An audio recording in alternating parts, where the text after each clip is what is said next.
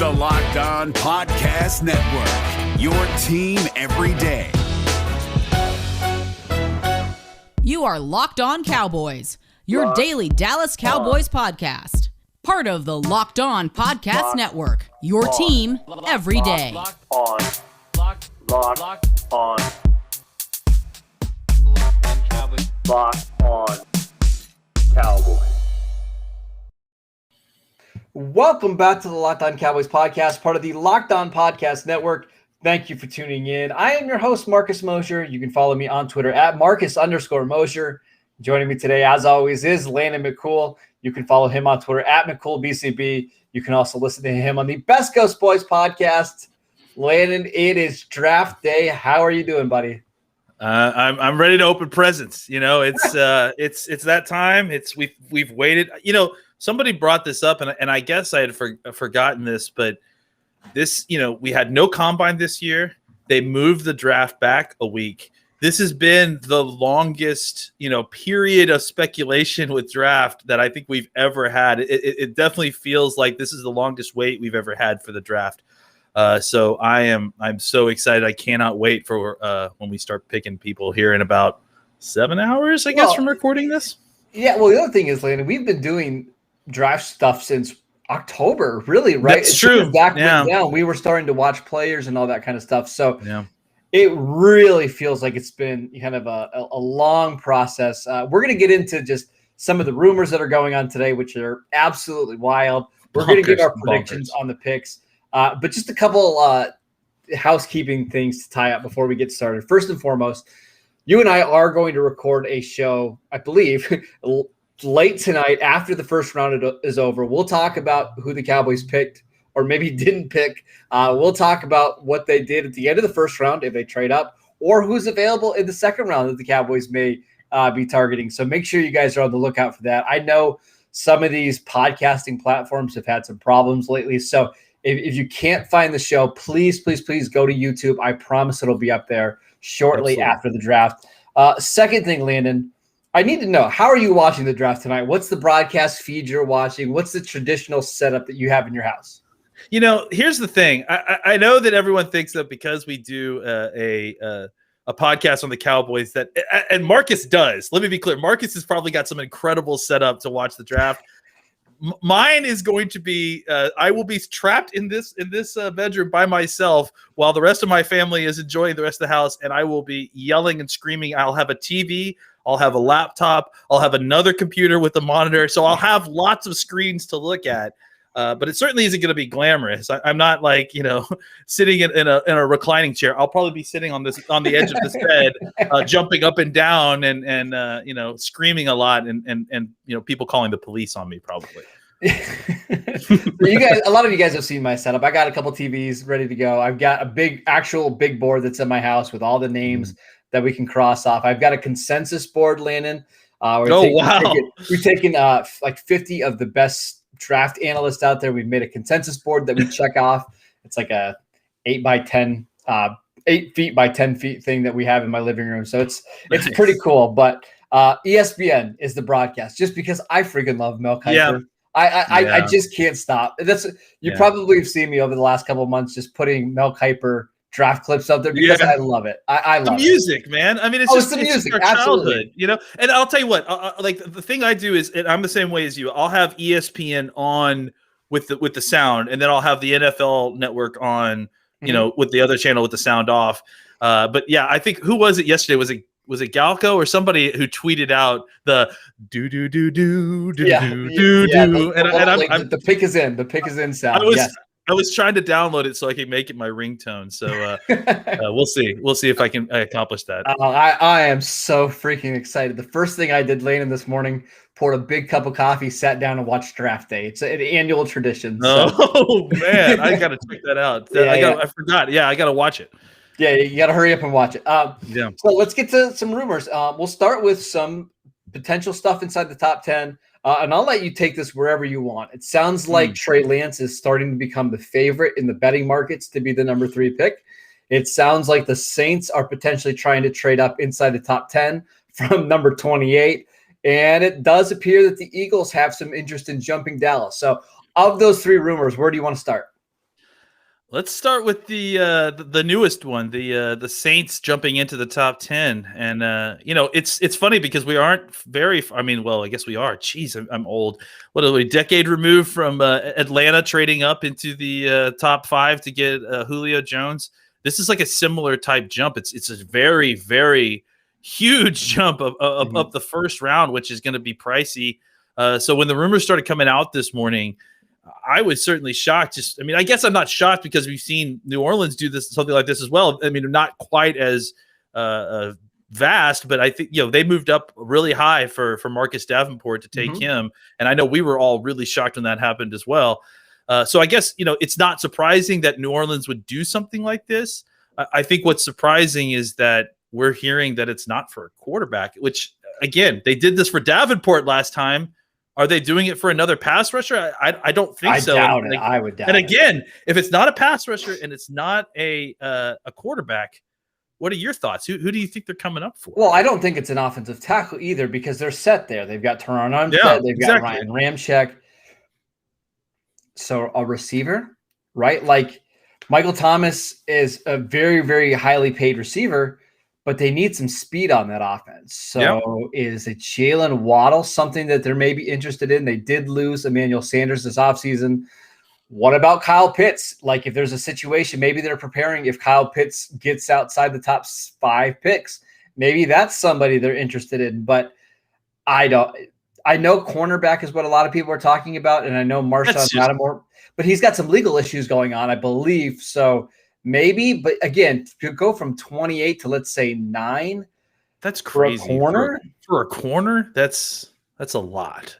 I don't know. I just don't know that I don't know. I mean, I guess I can believe it again because I probably wouldn't have made that move for Marcus Davenport, right? But to put it in perspective, somebody asked me today, hey, would you trade your pick 75 to go up to number 8 to make sure you get Patrick Surtain? And I'm like, nah, probably not. And if we're not willing to move a third, but the Saints are willing to give up probably 3 first-round picks to go get Surtain, that seems rich to me.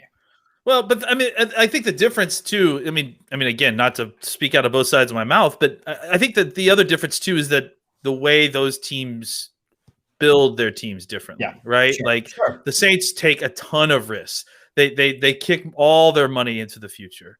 They especially when they had Drew Brees, they were constantly taking huge swings to try to get things around the quarterback. I guess the thing that's different now is that they don't have Drew Brees. So why are you mortgaging your future to surround the team with when you don't have a good enough quarterback necessarily? In fairness, it's probably smart to try to get as much talent around Taysom Hill as possible because you're not going to win with Taysom. Fair enough. No, I don't know. I honestly don't know, Lane. I think I would not be surprised if they're just trying to tell teams, hey, we don't want a quarterback. We just want a defensive guy, but maybe they're really interested in Trey Lance and Gus Fields. That to me, that's the only plausible way that you go from 28 to 8 or 9. That's the only way it makes sense. Quarterback's the only position that I mean, look, Julio Jones has been fantastic for Atlanta. Sure. I still don't know that I would do that deal. That was really, really pricey. And obviously it worked out in a lot of ways for Atlanta, but it worked out in a lot of ways because I think they had Kyle Shanahan, they had the right quarterback in play. That is definitely not necessarily the case in New Orleans because even though they do have Sean Payton there, they don't have the quarterback. You mentioned that they might come up to get the tight end. They already have a tight end playing quarterback. So I don't really know why they would necessarily need somebody else. That one's interesting to me. It does sound like from multiple people, Ian Rappaport, Jay Glazer, Jane Slater, that they are trying to move up. So I don't doubt the report at all. No, I just have no idea where they're going with it, right? Yeah, I agree. Okay. Let's take a quick break. We'll get back into some rumors, Landon, but I wanted to tell you guys about Bet Online, the fastest and easiest way to bet on all your sports action. Baseball season is in full swing, and you can track all the action on Bet Online. Get all the latest news, odds, and info on all your sporting needs, including MLB, NHL, NBA, and all your UFC, MMA action. Before the next pitch, head over to Bet Online on your laptop or mobile device and check out all the great sporting news, sign-up bonuses, and contest information. Don't sit on the sidelines anymore, as this is your chance to get into the game as teams prep for their runs to the playoffs. Head to the website or use your mobile device to sign up today and receive your 50% welcome bonus on your first deposit. Bet Online, your online sportsbook experts. Also want to tell you guys about Nugenix. Nugenix is the #1 selling free testosterone booster at GNC, and they are offering a complimentary bottle to all football fans in America. All you have to do is text DRAFT to 231-231. Plus, if you text right now, they'll include a bottle of Nugenix tea, the most powerful fat killer ever, with key ingredients to help you get back into shape, absolutely free. Again, all you have to do is text DRAFT to 231-231. That's DRAFT to 231-231. All right, Landon, let's talk about the Eagles. It sounds like corner is maybe something they're interested in coming up for. But again, I don't think this one necessarily passes the sniff test either, because that passing game is so bad right now that if you're not coming up for a quarterback, doesn't it only make sense to come up for somebody to protect Jalen Hurts or the next franchise quarterback or a receiver to pair with them? To me, Landon, this entire time, it's been Philadelphia. They want to grab a playmaker to pair with Jalen Reagor to help Jalen Hurts. And now that we're a couple hours outside of the draft, it's to go grab a corner. It just doesn't make much sense to me. Yeah, their defense is not so good that they're like a corner away from no not needing a passing attack, I guess is the best way to say it. Their defense is not like Washington level good, right? No, where they can carry a mediocre quarterback and maybe get lucky and or at least to the point where they can convince themselves that that's a good plan for this year, right? Yes, I agree. To me, if they're trading up for Surtain or Horn or whoever, let's say they go up to 7. I mean, do it. Have at it, man. Yeah. Like that. Yeah. I mean, I understand that they're coming up to take one of our guys and that we like, but honestly, I don't know that Cowboys fans should necessarily be upset about this because they're wasting resources. It's probably going to be expensive because they're going to have to be competing with teams that are trying to trade up for quarterbacks. Bingo. And if it happens, then they're going to overpay. They'll get a guy who's probably pretty good in Surtain or Horn, but again, it's the same thing that you and I just discussed. Would we trade up to 7 right now to go get Surtain or Horn? No, I would not, because it's too pricey. You're competing against teams that are desperate and looking for quarterbacks, so they are going to overpay. And frankly, you're still going to get a good player at 10. So I understand. I don't like it either. I don't like the idea of Philly trying to come up and getting one of the better corners and leaving us with the other one. But we've discussed it over and over again. These two cornerbacks are touching tags. It's flavors of ice cream here. Either one of these guys the Cowboys get, we should be thrilled. We should be happy. We'll be jumping up and down. So if they get one of the guys and the Eagles get the other one and they overpaid to go get him, I'm sleeping well at night. I just don't understand it from an Eagles perspective because, again, I think J.C. Horn and Patrick Surtain are wonderful players, but the Cowboys and Eagles are in different stages of their rebuild, right? Yes. Cowboys have an offense that's ready to go. They just need to fill in the gaps on defense. The Eagles offense, Landon, I like Jalen Reagor, but he shouldn't be a #1 receiver. Outside of Reagor, it's Travis Fulgham, Greg Ward, John Hightower, Khalil Tate. That's your passing game weapons. You have Dallas Goedert entering the final year of his contract. You have Jalen Hurts playing quarterback, by the way. That's bad in itself. But again, look at the offensive line. That offensive line was atrocious last year. Andre Dillard might be a bust. Lane Johnson can't stay healthy. Jason Kelsey's getting older. They brought back, or I don't even think they brought back, Jason Peters. So if I'm trading up to 7 or 8, I think it's to go and get an offensive tackle, Slater. Yeah. Or I mean, listen, if Chase is there, like if Chase falls to 6 or 7, I get that. That makes a ton of sense. That makes sense. I get that too. Yes. Yeah. Not Surtain or Horn. It doesn't make sense. The trade up in general doesn't make sense because unless they're going for Surtain or specifically Chase, they're probably going to get one of these wide receivers to fall to them at 12, right? So like, I would think so. What are we doing here? Like, what's the point? That's why, again, we should not fear the Eagles trade up. They are going to overpay for a player unless they're going to get Chase, which I just don't think that they're going to be able to do. They're going to overpay to go get a guy in the top 10, and I'm going to be okay with it. I would agree. Any other trades that you think are potentially going to happen? I know there's been some talk about New England maybe trying to get up inside the top 15. I don't necessarily, excuse me, top 10. I don't know if that's all that likely. I believe we did our show after the Teddy Bridgewater news hit yesterday. I guess we should touch on that. Does that impact the Cowboys at all?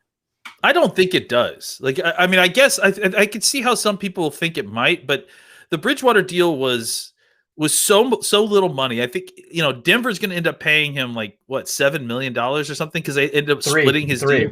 $3 million. Oh yeah, it's even less. That's right. So it's like nothing. It's like that's like less than backup money. That's bridge quarterback money, right? I mean, it's Bridgewater quarterback. Yeah. It's so like they I'm sorry. They it doesn't preclude them. If a good quarterback falls to them, just take him and cut one of those guys. Who cares? Like, you don't pass on generational talent at quarterback because you have Teddy Bridgewater as your backup, right? Or Drew Lock on your off. So if a good quarterback falls to them, don't be surprised if they pull the trigger. This doesn't necessarily change that. And again, the other thing to talk about is that there's that we've been tracking cornerbacks to Denver potentially if they don't like some of the other things. They signed Darby and they got Fuller. Yeah, I like this. I think you made this point yesterday. Yeah. Why wouldn't that suppress the cornerback market for them? Doesn't make any sense. I think it doesn't affect it at all. I'd agree. I've always thought Denver is very unlikely to go corner. I actually think this maybe is more likely to help him get a quarterback, right? Because I think Bridgewater would be a fantastic bridge quarterback to Justin Fields or Trey Lance or even Mac Jones if that's the direction they decide to go. I don't think it impacts him at all. I do think it potentially makes it a little bit more likely that they do trade down.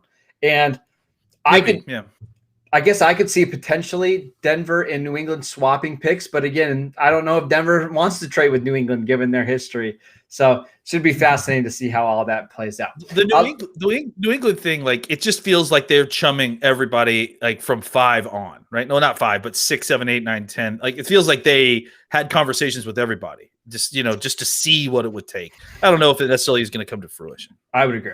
One more quick break so I can tell you guys about Rock Auto. RockAuto.com is a family business serving auto parts to customers online for 20 years. They have everything from engine control modules and brake parts, motor oil, and even new carpet. Whether it's for your classic or your daily driver, get everything you need in a few easy clicks delivered directly to your door. The RockAuto.com catalog is unique and remarkably easy to navigate. Quickly see all the parts available for your vehicle and choose the brand, specifications, and prices that you prefer. Best of all, prices at RockAuto.com are always reliably low, and they're the same for professionals and do-it-yourselfers. Why spend up to twice as much for the same parts? Go to RockAuto.com right now and see all the parts available for your car or truck. Write Locked On in the How Did You Hear About Us box so they know that we sent you. Amazing selection, reliably low prices, all the parts your car will ever need. Visit RockAuto.com today. All right, Landon, it's the moment that we've all been waiting for. I want your pick. Who are the Cowboys picking at number 10 tonight? It's been Surtain for so long. We get here and we get a little bit more information. We get through silly season. We still think it's Surtain. I'm going to say J.C. Horn. Because I'm covering for myself in case one of these teams do trade up for a cornerback and take Surtain. Or I think that the team clearly has an affinity for Horn. We talked about all the connections here. JC's dad playing for Mike McCarthy. His former defensive coordinator at the University of South Carolina is Will Muschamp, who worked closely with Dan Quinn when they were both at Florida, and I know that they stay in close contact. And I think that there is something about the playing style of the Cowboys cornerback coach Al Harris and the playing style of J.C. Horn that I think that there's some symbiosis there, so some compatibility there. Yeah, that agree. He can unlock the ability even further of J.C. Horn because he played like that kind of game. So I'm going to say J.C. Horn just to kind of cover my bases in case cornerback gets taken in front of the Cowboys, and potentially if both get to them, I legitimately think, just based on what we've heard the last week and a half, all the connecting dots, that there's a good chance that J.C. Horn gets picked even if Surtain is there. I would agree. It does seem like what we've heard over the last, 48 hours, that if both there, the Cowboys do prefer Horn over Surtain. But I've got a feeling, Landon, that the rest of the league feels the same way. Like, I think the rest of the league watches JC Horn play, and they love that attitude and aggressiveness and the length and athleticism. So I would not be surprised at all if he goes 8 to Carolina. Like, I think that makes a ton of sense. Stay in the same state and all that kind of stuff. But I think it's going to be Patrick Surtain. I think it's been the pick that we've been mocking, again, as you mentioned, for the last 3 months. I think that's very likely. My concern is, I'm going to ask you, if it's not Surtain and Horn and both those guys are gone before pick 10, what do you think the Cowboys would do? Do you think they would try to trade down, or do you think they would hang in there and pick? That's the $50 million question. I think if they had their druthers, I think they would trade down. I think that they like that kind of area. I mean, I think there's a reason that they were talking to New England. I think they like that area of the draft if they have to move down, a small move down where they could get, a decent, maybe a day 2 pick, but still manage to kind of get near the top of that next tier of players. And then they have a lot of targets. That's a very target-rich environment for them. It sounds like the 2 targets, according to Jane Slater, Elijah Vera Tucker, Trayvon Merrick, the safety from TCU. It feels like that's the 2 guys they would absolutely want to leave the draft with if they slid down to 15. Yeah, and that makes a lot of sense. I mean, again, I think you get the opportunity to have another day 2 pick that makes drafting an offensive lineman even more palatable, because you still have ammunition to fill out the defense as you need it with guys that are talented. You're not getting a day 3 pick. You're getting a day 2 pick out of trading back. So that you're still going to get an opportunity, hopefully. Likely a top 50 pick, probably. Yeah, and that again, it makes it more palatable to draft a variety of different positions because you have, again, more ammunition.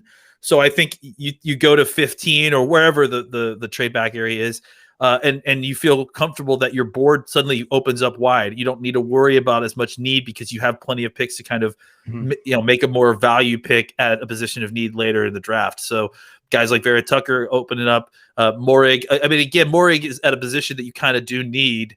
But I think that it certainly makes it more. He's not a top 10 player, that's for sure. So trading back to 15 is appropriate value for you, and you get that extra pick to kind of hit the cornerback a little bit later.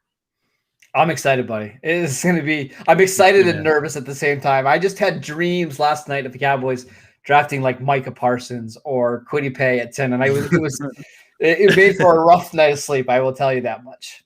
I'm wearing the 93 Super Bowl hat from Pasadena right down the street at the Rose Bowl, just for good luck, because I got worried about some of the similar things. So I'm hoping wearing a championship level hat is going to help with the luck on some of the Cowboys picks today.